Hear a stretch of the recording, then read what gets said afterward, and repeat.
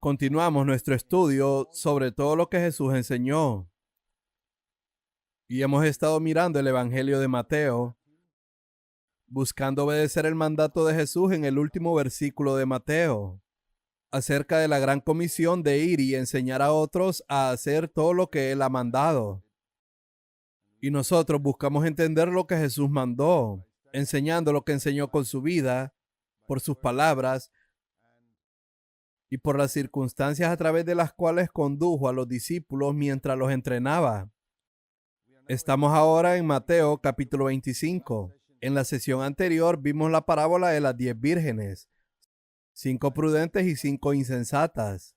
Las 5 insensatas tenían un frasco lleno de aceite que simboliza la plenitud del Espíritu Santo, un corazón lleno de amor que les permitió resistir hasta el final. Esto se relaciona con Mateo capítulo 24, versos 12 y 13, porque el pecado va a aumentar en los últimos días. El amor de muchos se enfriará, la llama se va a apagar. Por eso debes tener la plenitud del Espíritu Santo en tu interior, inundando tu corazón con el amor de Dios, como dice en Romanos 5, verso 5, para que puedas resistir hasta el fin. En Mateo 24, verso 13 dice que el que persevera hasta el fin será salvo. Y 5 vírgenes prudentes resistieron hasta el final, porque tenían un frasco de aceite que simboliza la plenitud del Espíritu Santo, que inunda nuestro corazón de amor a Dios y de amor a los demás. Eso es lo que tenemos que buscar con fervor en estos días. Y esa es la manera de estar preparados y alerta para la segunda venida del Señor. No solo es mantener una buena conciencia, sino buscar realmente estar lleno del Espíritu Santo y del amor de Dios en nuestros corazones. Ahora pasamos a Mateo capítulo 25, verso 14. Todas estas parábolas que Jesús habló están relacionadas con la preparación para la segunda venida de Cristo. Vimos la primera en Mateo 24, verso 43 en adelante, acerca de un siervo que siempre está listo para servir a la gente. Él sabe que el Señor vendrá de repente. Y en Mateo 24, verso 45 en adelante, Él le da a la gente la comida en el momento oportuno. En Mateo 25, del 1 al 13, está hablando de nuestra vida personal y nuestro caminar con Dios. En el versículo 14 en adelante, Él está hablando de nuestro ministerio y los dones que Dios nos ha dado. Así que cada una de estas parábolas tienen un aspecto diferente de la vida cristiana. Primero, a quienes se les da la responsabilidad en la casa de Dios de servir al pueblo de Dios. La segunda sobre las vírgenes, sobre nuestra vida personal. Y la tercera sobre ser fieles con los dones que Dios nos ha dado. En Mateo 25, verso 14 dice que es como un hombre que se ha ido a un largo viaje. Esa es una imagen de Cristo que se ha ido al cielo y que va a volver. Entonces llamó a sus propios esclavos y les confió sus bienes. Los dones del Espíritu Santo son de Dios, no son nuestros. Los ha confiado a nosotros para que los usemos como administradores para su gloria. Se supone que no debemos usar ningún don de Dios que nos da a nosotros para nuestra propia gloria. Y sin embargo, muchas personas están haciendo eso. Ellos usan los dones de Dios, ya sea de la predicación, sanidad o cualquiera, para obtener honor, gloria y mucho dinero para ellos mismos. Eso es un pecado, es un crimen. Y entonces leemos aquí que cuando se trata de los dones, Dios da diferentes números de dones a diferentes personas. Algunos tienen más y otros menos. No todos son iguales. Hay otra parábola en Lucas capítulo 19, donde todos reciben la misma cantidad. Allí él habla en Lucas 19, verso 11 en adelante, sobre un hombre que llamó a sus esclavos y les dio a cada uno de ellos una mina. Y allí todos eran iguales.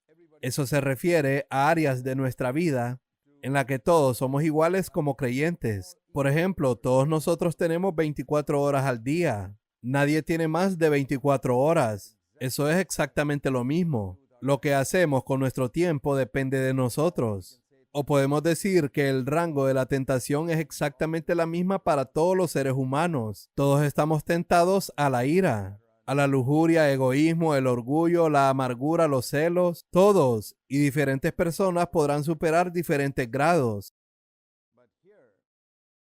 Pero aquí en esta parábola no está hablando de eso. Está hablando de diferentes dones que ha dado a diferentes personas. A uno ha dado 5, a otro 2 y a otro 1. Ahora podríamos preguntarnos por qué Dios ha dado más a algunos y menos a otros. Esa es su elección soberana. Leemos en 1 Corintios capítulo 12 que el Espíritu Santo soberanamente elige a quién dar qué y no podemos cuestionar. Si Él elige a alguien a ser apóstol y a otro para ser solo una ayuda, que es también un don. Lo lees en la lista de dones en 1 Corintios capítulo 12.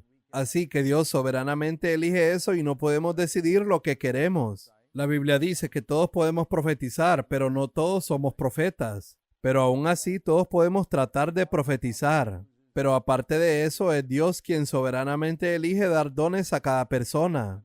Piensa en el apóstol Pablo. Él fue apóstol, profeta, evangelista, maestro y pastor. Todos esos roles en uno.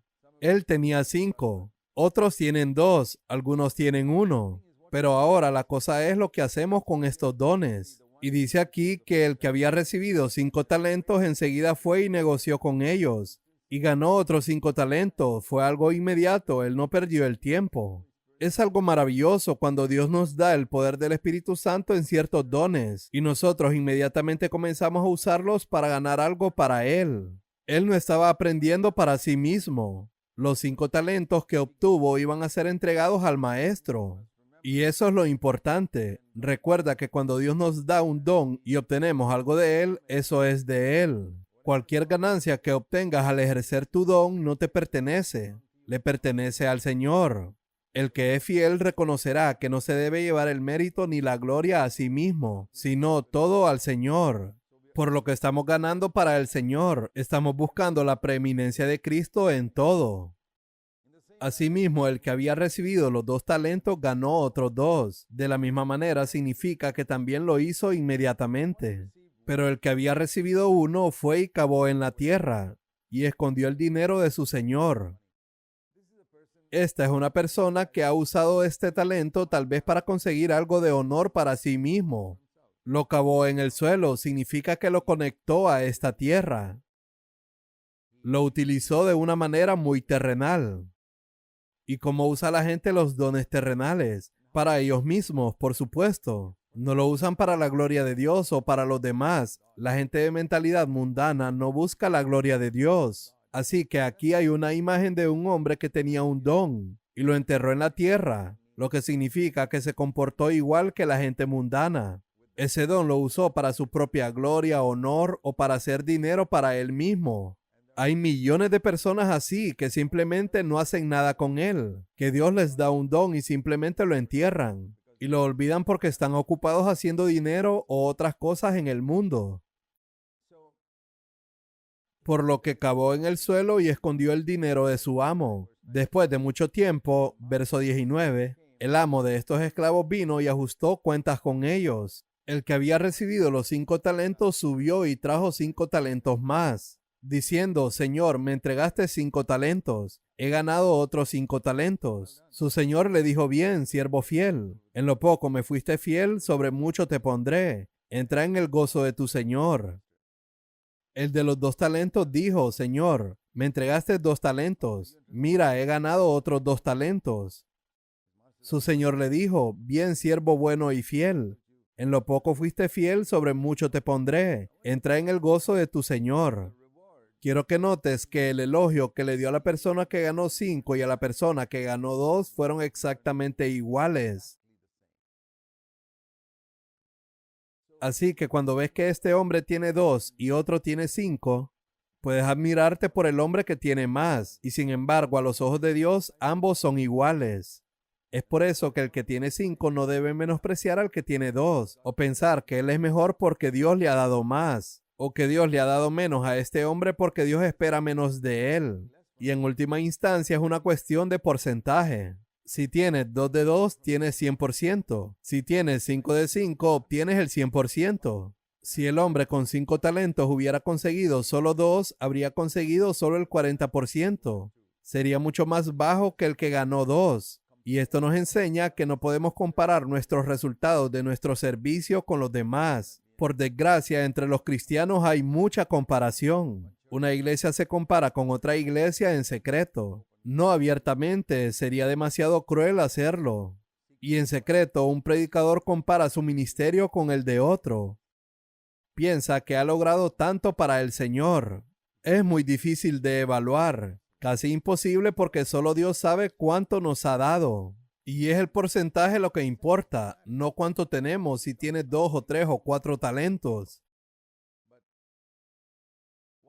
sino de qué porcentaje es eso, de lo que Dios nos dio. Si Dios nos dio 5 y conseguimos 5, eso es 100%. Y si al otro le dio 2 y consiguió 2 más, eso es 100%. Y el hombre que tiene 1, todo lo que tenía que hacer era conseguir 1 más. Obtendría exactamente la misma recompensa y elogio de los otros 2. Por lo que es muy importante reconocer esto, que comparar nuestro propio ministerio y especialmente el éxito de nuestro ministerio con el de otra persona es absolutamente tonto. Dice aquí que cuando el Señor vino a la persona que tenía un talento, éste le dijo: Señor, sé que eres un hombre exigente, que recoges lo que no depositaste y ciegas lo que no sembraste. Versículo 24. Verso 25. Tuve miedo y me fui lejos y escondí tu talento en la tierra, para que veas que lo que tengo es tuyo. Él le contestó: siervo inútil. Sabías que soy un hombre que exige, que recojo lo que no deposité y ciego lo que no sembré.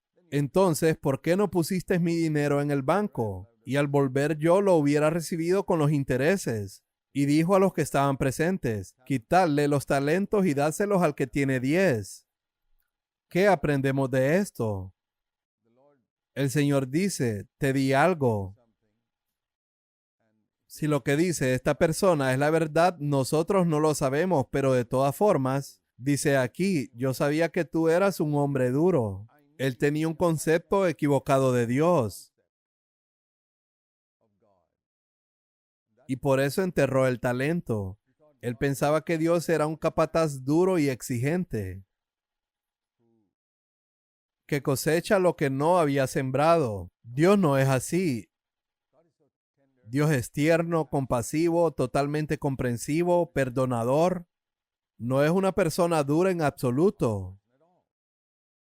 Verás, cuando tenemos un mal concepto de Dios, el resultado es que desperdiciamos nuestra vida y desperdiciamos los talentos que Dios nos ha dado. Por lo que es muy importante tener una adecuada comprensión de Dios. Él es un Padre muy amoroso. ¿Sabías que Dios es un Padre muy amoroso? Eso es muy importante si se quiere ser eficaz en nuestro servicio y si vas a estar listo para la venida del Señor. Todo depende de conocer la verdadera naturaleza de Dios. Y hay muchos cristianos que piensan que Dios es una persona dura y legalista, alguien estricto sobre las reglas. Y la razón es porque así es como muchos predicadores lo han retratado. Por la forma en que muchos predicadores son estrictos sobre pequeñas reglas, dan a la gente la impresión de que Dios es así. Dios no es así. Dios es totalmente diferente a cualquier predicador que hayas visto. Es la persona más amable y compasiva del universo. Una persona con la que es muy fácil hablar. Alguien que entiende todo de nosotros. Como un padre tiene compasión de sus hijos, así el Señor tiene compasión de los que le temen, dice la Biblia. Como una madre cuida de un niño de pecho, Dios cuida de nosotros. Pero esta persona no sabía eso. Y es una comprensión equivocada de Dios, que le impidió hacer uso de lo que Dios le había dado. Y eso posiblemente sea cierto también en tu vida. Dios te ha dado cosas y no has sido capaz de utilizarlas en todo su potencial. No porque no sea fiel, sino porque tienes una comprensión equivocada de Dios. Y por eso es muy importante reconocer eso. ¿Y cómo llama el amo a esta persona? Le llama siervo malo y perezoso. Ser perezoso es ser malvado.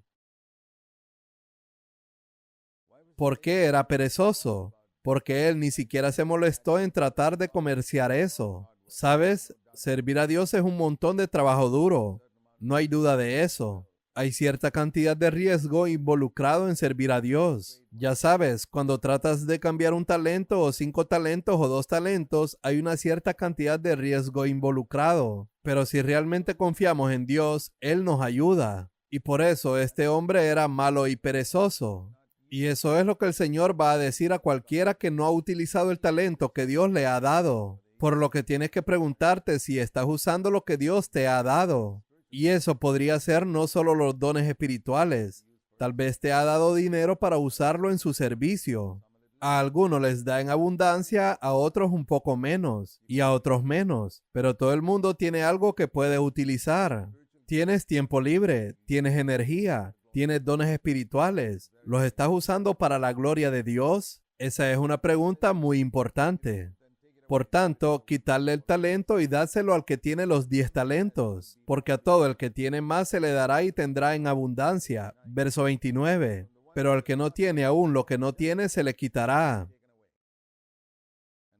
Y al siervo inútil, echadlo en las tinieblas de afuera. Allí será el llanto y el crujir de dientes. Eso es algo bastante aterrador. Si Dios nos ha dado algo y simplemente no lo cuidamos y lo desperdiciamos y lo gastamos en nosotros mismos, podemos terminar en la oscuridad finalmente para toda la eternidad.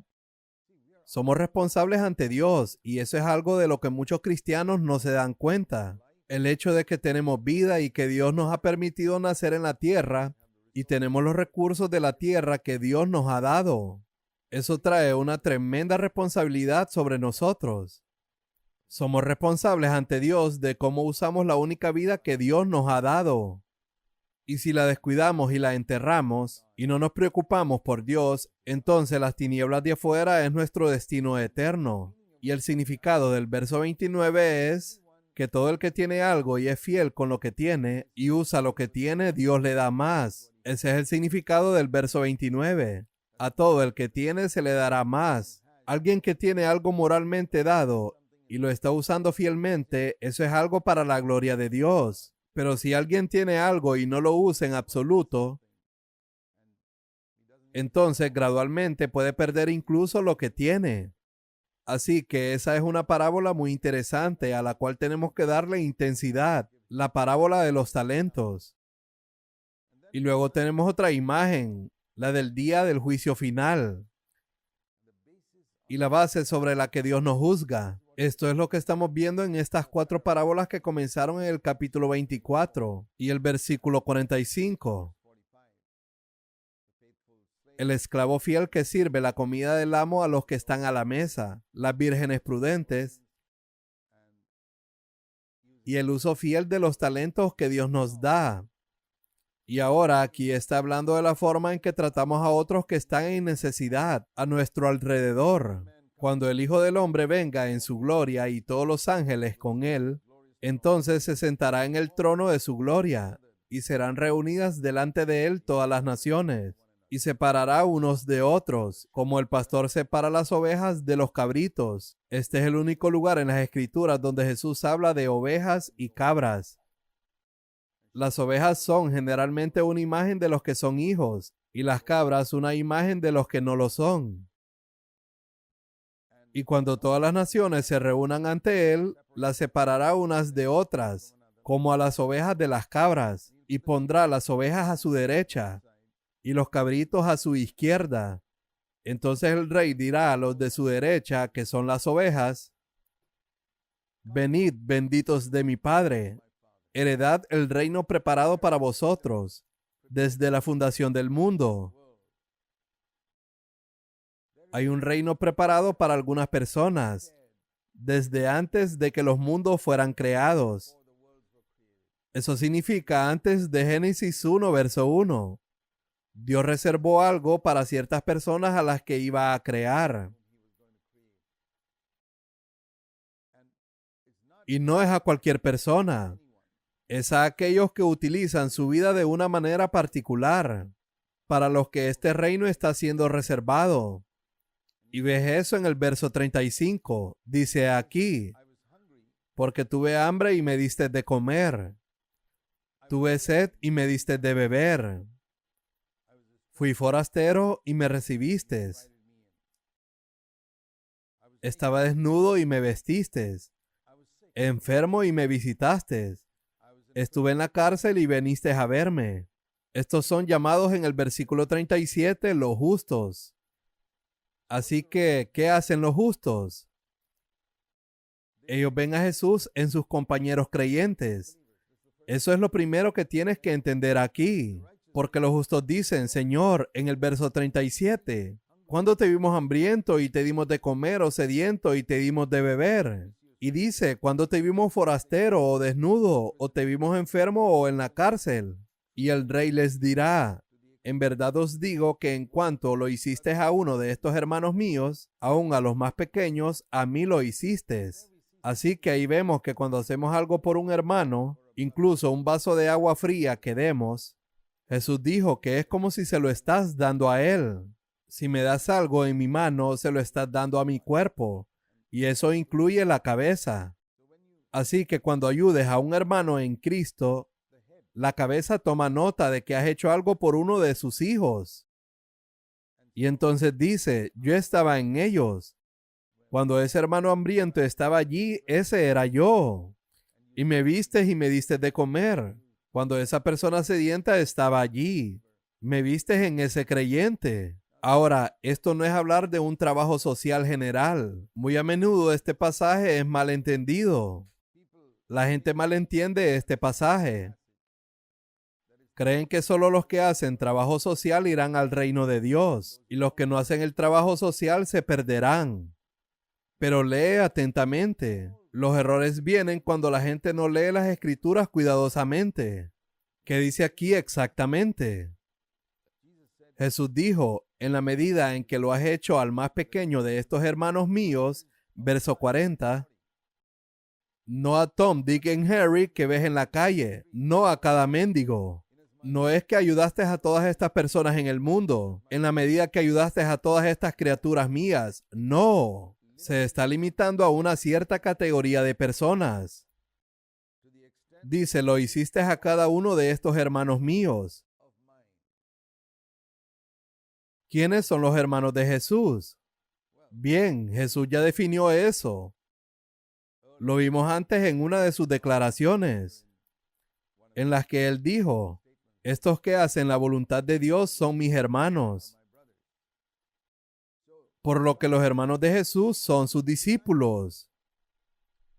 Por lo tanto, este pasaje se refiere solo a los que han ayudado a sus discípulos, no a los que han hecho trabajo social para todos en el mundo. Y tú podrías preguntarte, ¿Dios no se preocupa por la gente en el mundo? Ciertamente lo hace.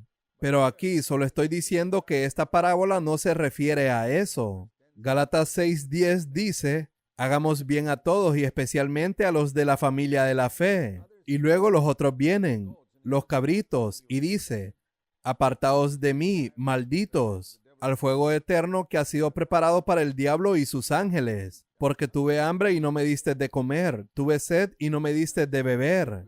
Estuve enfermo y no me visitaste, estuve en la cárcel y no me viniste a ver. Y ellos dicen, Señor, ¿cuándo te vimos hambriento o sediento? Estos son los creyentes que lo llaman Señor. Él dice, en cuanto no lo hiciste a uno de estos pequeños, tampoco a mí lo hiciste. Y estos irán al castigo eterno, pero los justos a la vida eterna.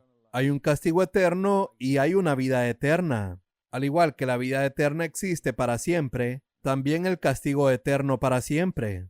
Eso es bastante claro. Aquí vemos un contraste con otro grupo que nosotros consideramos en Mateo capítulo 7. Vemos aquí a los justos cuando el Señor les recuerda de lo que hicieron por Él.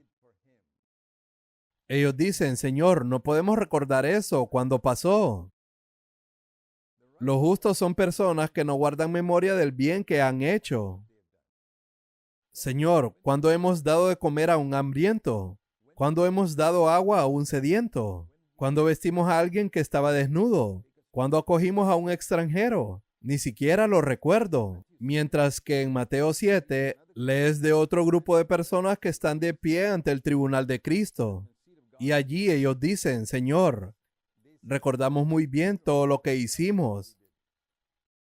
Mateo 7, verso 22. Señor, ¿no profetizamos en tu nombre? y en tu nombre echamos fuera demonios, y en tu nombre hicimos muchos milagros. Y Él les dice, apartaos de mí, porque ni siquiera os conozco. ¿Llevas un registro de todas las cosas que has hecho o que crees que has hecho para el Señor? ¿Todos los sacrificios que has hecho? Entonces estás probablemente en la categoría de ese grupo mencionado allí en Mateo 7, verso 22. Esos son los que recuerdan. O estás en la categoría del grupo mencionado en Mateo capítulo 25, versículo 35 al 40, que dicen, Señor, no recordamos cuándo hicimos esto por ti. Que el Señor nos ayude a hacer el bien y luego a olvidarlo. Y así estaremos listos para la venida de Cristo. Continuaremos en nuestro próximo episodio.